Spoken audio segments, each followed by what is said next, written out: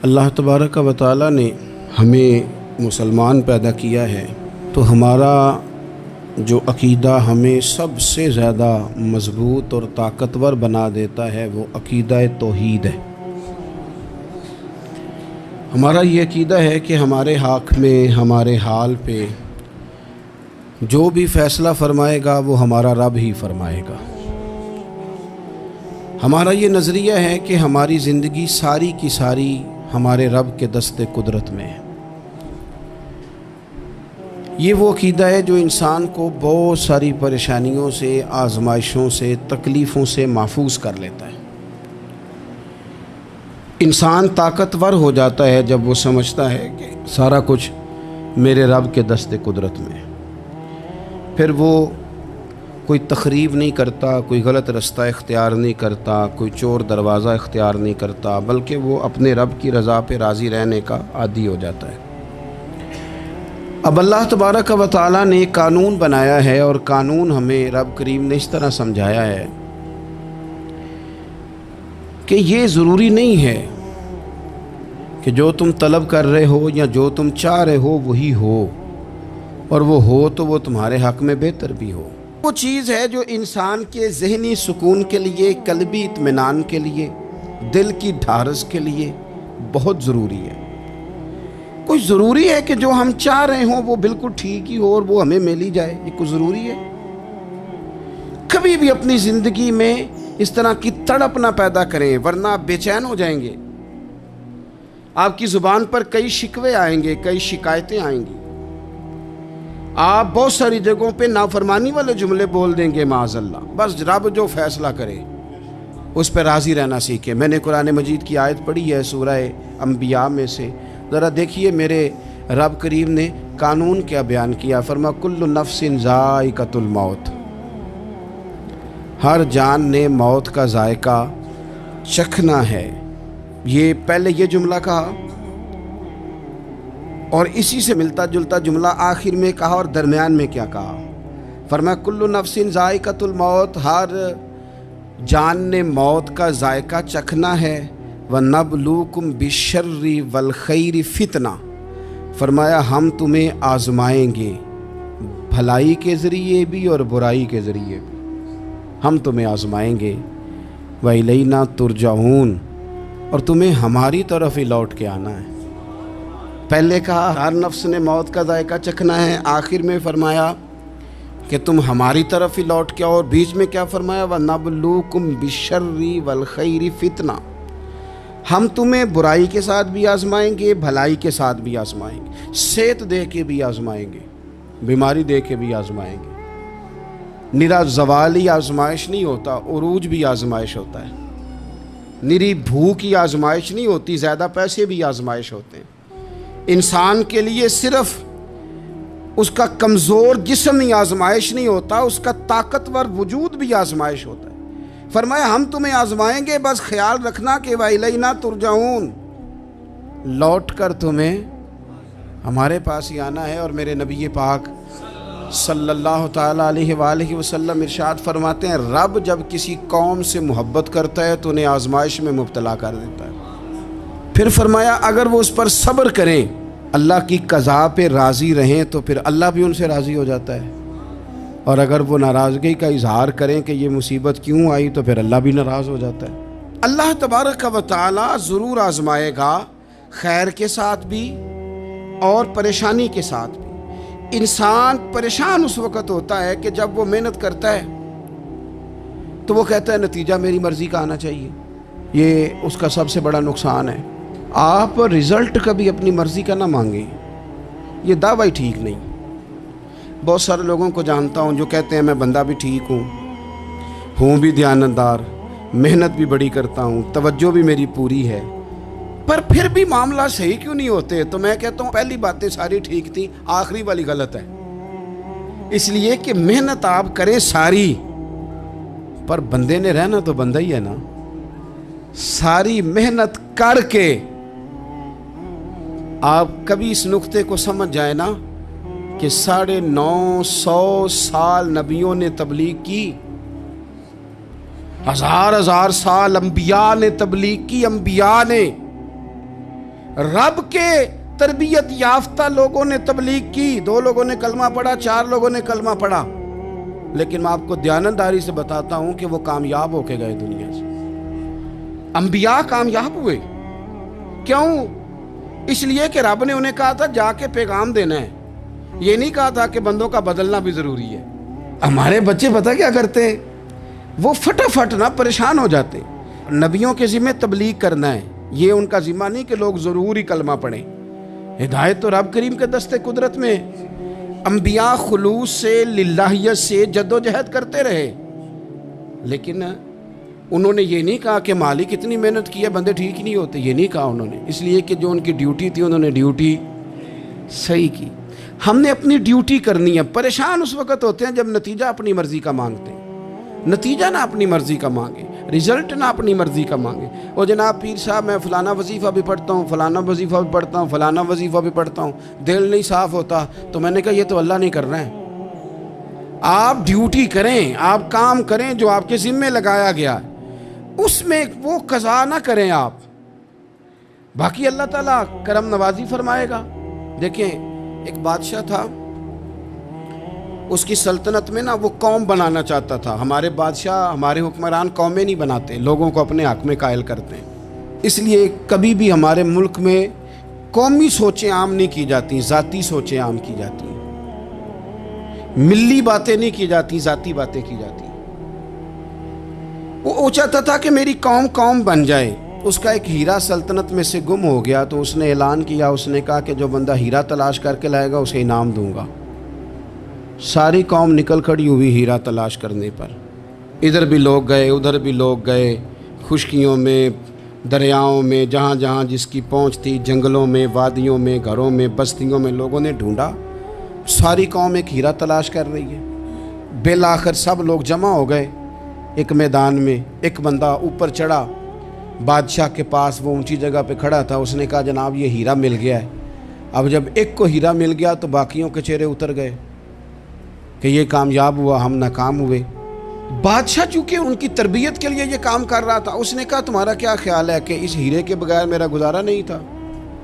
کہ تمہارا کیا خیال ہے کہ ہیرا میری سلطنت سے نکل گیا تو مجھے زوال آ جائے گا؟ اس نے کہا یہ تو ایک ہیرا ہے۔ اٹھا کے پھینکا، دیوار کے ساتھ لگا، ہیرا ٹوٹ گیا۔ اس نے لوگوں سے کہا تمہارے چہرے اترے ہوئے ہیں، میں تمہیں ایک بات سمجھانا چاہتا ہوں، ہیرا ایک ہی تھا، ایک ہی بندے کو ملنا تھا۔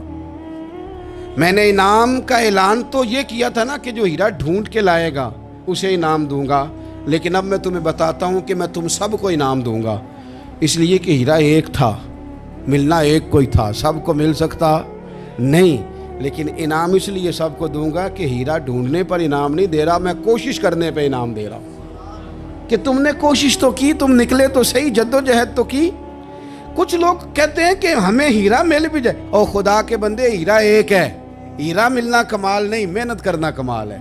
ہم نہ تیار نہیں ہوتے۔ اللہ فرماتے ہیں میں نے آزمانا ہے، میں نے آزمانا ہے، تم نے سفر جاری رکھنا ہے، لیکن یہ ضرور یاد رکھنا کہ وَإِلَيْنَا تُرْجَعُونَ، لوٹ کے تمہیں میرے پاس ہی آنا ہے، تم نے لوٹ کے ادھر آنا ہے، اس بات کو ذہن میں رکھنا۔ حضرت عبداللہ بن عباس رضی اللہ تعالیٰ عنہ اس حدیث کے راوی ہیں، المعجم الکبیر کی یہ حدیث ہے۔ اللہ کے پیارے رسول صلی اللہ تعالیٰ علیہ وسلم ارشاد فرماتے ہیں کہ جس بندے کو 4 چیزیں مل گئی نا، اسے اللہ تعالیٰ نے دنیا اور آخرت کی بھلائیاں عطا فرما دی۔ 4 چیزیں جس شخص کو نصیب ہو گئی۔ یا رسول اللہ کون سی؟ حضور فرماتے ہیں جس کو شکر کرنے والا دل مل گیا، اور کریم محبوب فرماتے ہیں جسے اللہ تعالیٰ کا ذکر کرنے والی زبان مل گئی، اور حضور فرماتے ہیں جسے مصیبت پر صبر کرنے والا بدن مل گیا، اور جسے ایسی بیوی مل گئی جو نہ اس کے مال میں خیانت کرے گی، نہ اس کی عزت میں خیانت کرے گی۔ جسے یہ 4 چیزیں مل گئیں وہ خوش نصیب ہے، دنیا بھی بن گئی، آخرت بھی بن گئی۔ کامیابی صبر آ جانے کا نام ہے، کامیابی شکر حاصل ہو جانے کا نام ہے۔ کامیابی میرے عزیز یاد رکھ لیں کہ انسان اللہ کے ذکر میں لگ جائے تو اس کا نام ہے کامیابی۔ ہم نے کس کو سمجھ لیا ہے؟ اپنی زندگی میں ایک تو محنت کریں، نتیجہ اللہ پہ۔ دوسری بات، امیدیں ذرا چھوٹی وابستہ کریں، لمبی نہ بنائیں۔ ایک ہے منصوبہ سازی کرنا مستقبل کی، وہ غلط نہیں۔ میرے نبی پاک علیہ السلام کا فرمان کاش کبھی ہم سمجھ جائیں۔ حضور نے ایک دن صحابہ سے فرمایا تھا حیا کرو، کہا صحابہ سے، سمجھایا ہمیں، فرمایا حیا کرو۔ یا رسول اللہ کس بات سے؟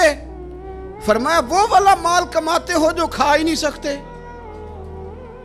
اور وہ والے مکانات بناتے ہو جن میں تم رہ ہی نہیں سکتے، اور ان چیزوں کا سوال کرتے ہو جن کی تمہیں ضرورت ہی نہیں۔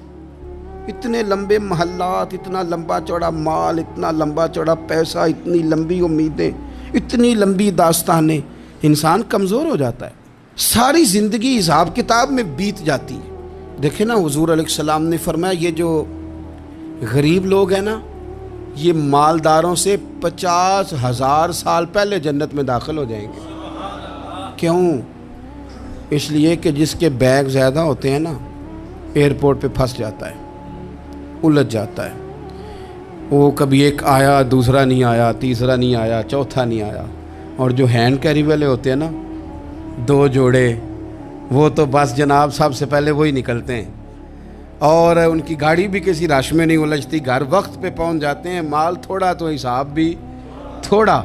تو ہم نا لمبی امیدوں کے چکر میں اس لیے پریشان ہے۔ رب کہتا ہے وَإِلَيْنَا تُرْجَعُونَ، تم نے اپنے گھر واپس آنا ہے، تم نے ادھر لوٹنا ہے، تم اتنے لمبے چوڑے معاملات کا شکار نہ ہو جانا۔ تیسری بات جس کو آپ ضرور سمجھیں گے اور اس پر آپ غور کریں گے، بندوں پر اعتماد کرنا چھوڑ دیں، اللہ پر اعتماد کریں۔ ایک اعتماد ہے اللہ کے نیک بندوں کا، دعاؤں کا اعتماد، نسبتوں کا اعتماد، اس کی بات نہیں کر رہا میں، دنیا داروں، سیٹھوں، نوابوں، جاگیرداروں پر اعتماد کی بات کر رہا ہوں۔ اعتماد خلق چھوڑ دیں، اعتماد خالق کریں۔ بندوں پر بھروسہ نہیں، بھروسہ اللہ کی ذات پر۔ جو بندہ رب کی ذات پر بھروسہ کرتا ہے مضبوط ہو جاتا ہے، طاقتور ہو جاتا ہے، کمزور نہیں پڑتا۔ یہ ضروری نہیں کہ آپ کے دوست مخلص نہیں تھے تو اس لیے آپ کا کام نہیں ہو سکا، یہ ضروری نہیں ہوتا۔ ہو سکتا ہے آپ کے دوست پورے مخلص ہوں، تعاون بھی پورا کرنے کو تیار ہوں، پر رب کریم کا ارادہ قدرتی نہ ہو کہ آپ کا کام ہو۔ کیا کر لیں گے آپ کے احباب، آپ کے دوست کیا کر لیں گے؟ اللہ کا ارادہ قدرتی نہیں۔ شاید اسی لیے کسی درویش نے کہا تھا کہ خوش نصیب وہ ہے جو اپنے نصیب پہ راضی ہے۔ وہ شاید زیادہ نصیب والا ہے جو اپنے نصیب پہ خوش ہو گیا۔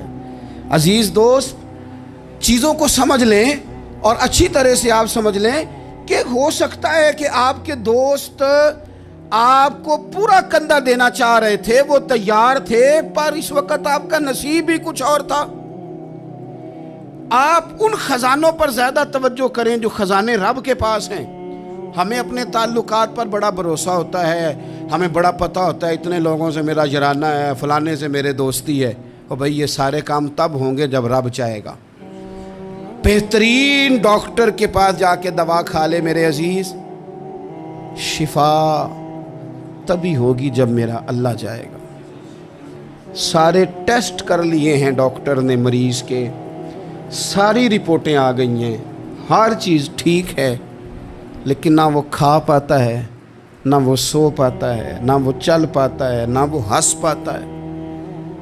اس نے پوری دنیا جہاں تک اس کی دوڑ تھی اس نے لگا لی، لیکن لازمی نتیجہ یہ نکلتا ہے کہ اسے کہنا پڑتا ہے کہ ہوگا وہی جو میرا رب چاہے گا۔ اس لیے جو خزانے میری جیب میں، آپ کی جیب میں ہیں، جو تعلقات ہمارے ہیں، ان تعلقات پر بھروسہ نہ کرو، بلکہ وہ خزانے جو اللہ کے پاس ہیں ان پر بھروسہ کریں، آپ مضبوط ہو جائیں گے۔ داتا گنج بخش علی اجمیری قربان جائیں، گنج بخش فیض عالم مظہر نور نا کی سارا پیر کامل اور کامل آرا رہنما۔ اس ملک کے وطن عزیز کا جو لوگ حسن ہے نا، ان میں بڑے بڑے تارے ہیں، پر اس وطن کا جو چاند ہے وہ داتا گنج بخش علی اجمیری ہے۔ داتا صاحب چاند ہیں میرے وطن کا۔ اس وطن میں جو چمکے گا وہ داتا علی اجمیری سے فیض لے کے چمکے گا۔ یہ کمال ہے۔ وہ کہتے ہیں کہ علاقے میں قحط پڑ گیا تھا، گندم کا ایک دانہ لوگوں کو میسر نہیں تھا، بارش نہیں ہوئی، سالوں بیت گئے، لوگ بڑے پریشان تھے، بڑی آزمائش میں تھے۔ ہر بندہ تکلیف میں تھا. بازار میں لوگ آتے تھے تو سہمے سہمے سے، ڈرے ڈرے سے، پریشان پریشان سے. قحط ہے، آزمائش ہے، مجبوری ہے، جانور بھوکوں مر رہے ہیں. اللہ تبارک و تعالیٰ کی طرف سے لوگوں پر ایک آزمائش ہے، لوگ صبر کر رہے ہیں. کہتے ہیں کہ غلام بازار آیا تھالا لے کے کچھ خریدنے. آیا بھی تو اٹکیلیاں کرتا، اور چیزیں خریدی تو ہنستے ہوئے، اور جانے لگا تو مسکراتے ہوئے.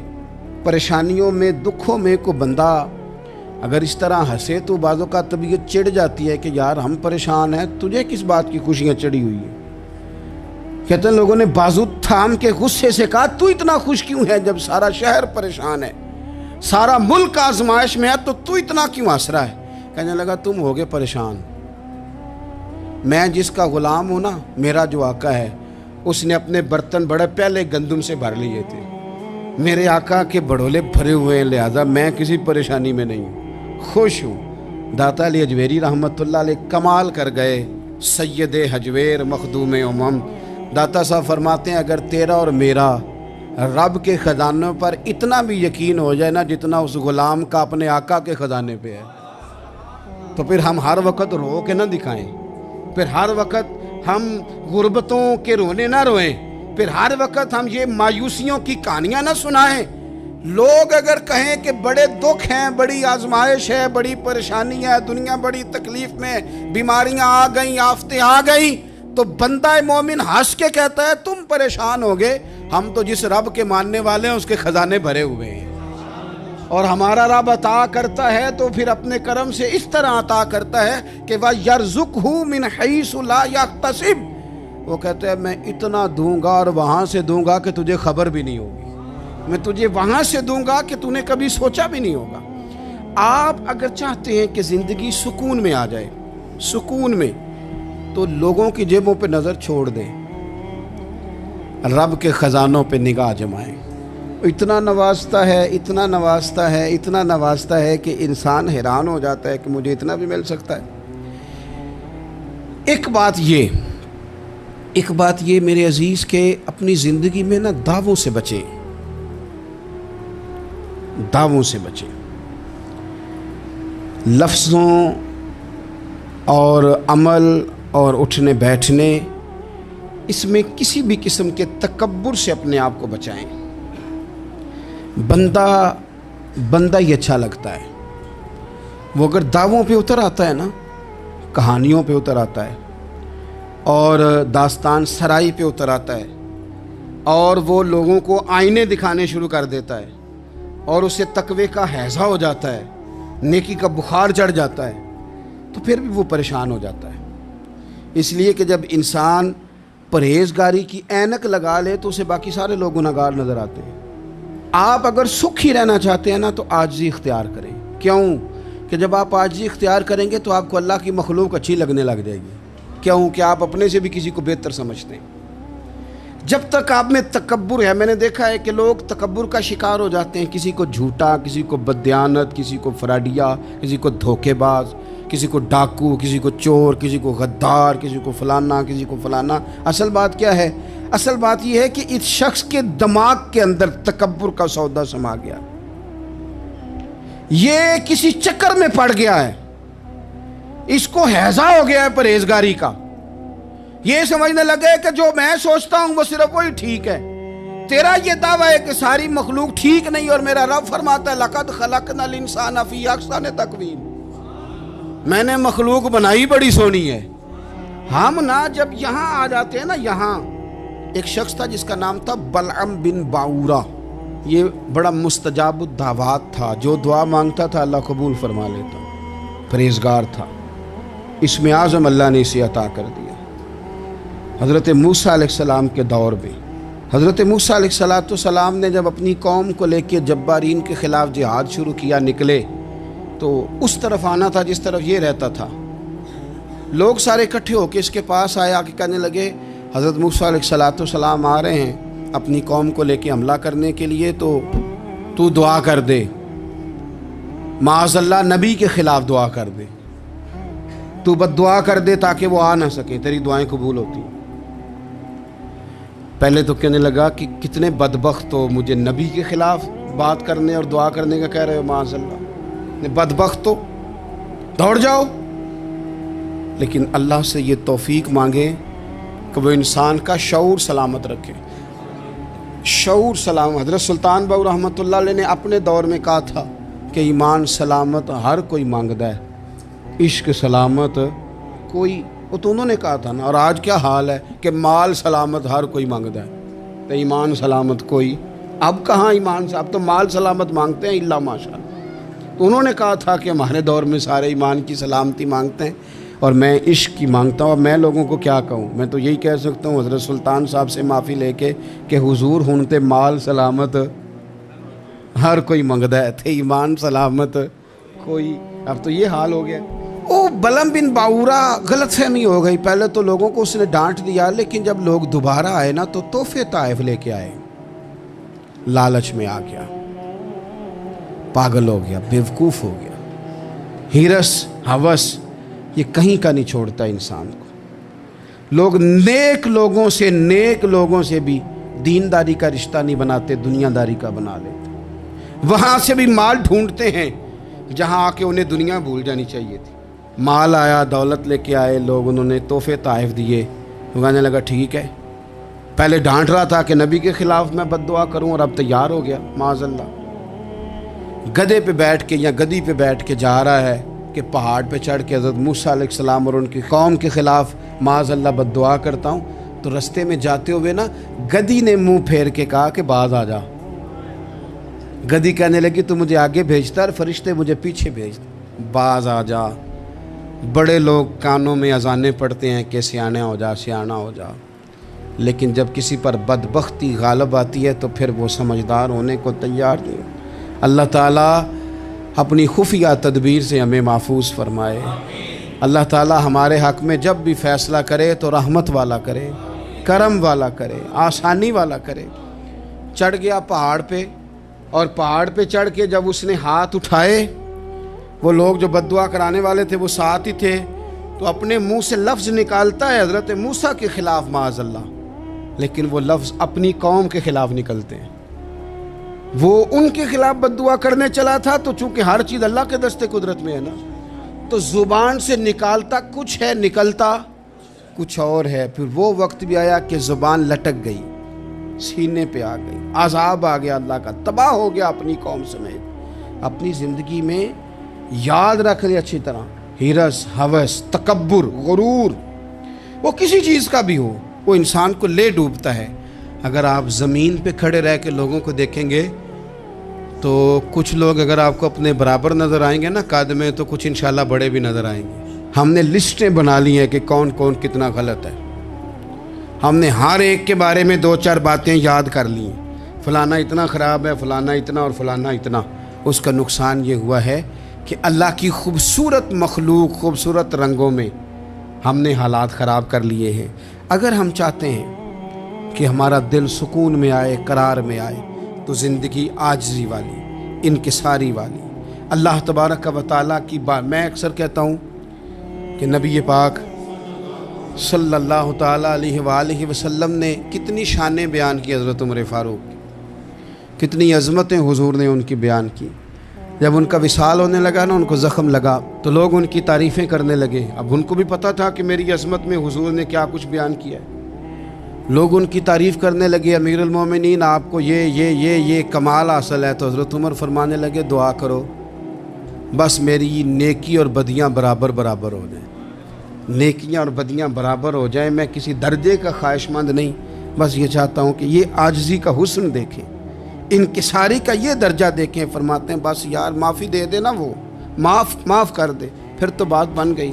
میں جلسوں پہ، اجتماعات پہ جاتا ہوں تو ایک رواج بن گیا ہے، لوگ بڑی بڑی قطاروں میں پھول لے کے کھڑے ہو جاتے ہیں اور گاڑیوں میں پھینکتے ہیں۔ تو میں اپنے سنگیوں سے کہتا ہوں کہ اگر تو قیامت میں بھی ایک پھول مل گیا نا، تو پھر تو یہ سارے استقبال کام آ گئے، اور اگر وہاں کھڑا کر لیا گیا نا، صحیح حدیث میں حضور نے فرمایا ہے کہ کچھ سوالوں کے لیے بندے کو محشر کے میدان میں کھڑا کر لیا جائے گا۔ ان سوالوں میں سے ایک سوال یہ بھی ہوگا کہ بتا اپنے علم پر عمل کتنا کیا تھا۔ تو میں نے کہا اگر تو روک لیے گئے تو پھر ان پھولوں کا کیا بنے گا، پھر تو آزمائش میں آ جائیں گے۔ اللہم استرنا بسترک الجمیل استغفر اللہ ربی من کل ذنب واتوب الیہ۔ اے اللہ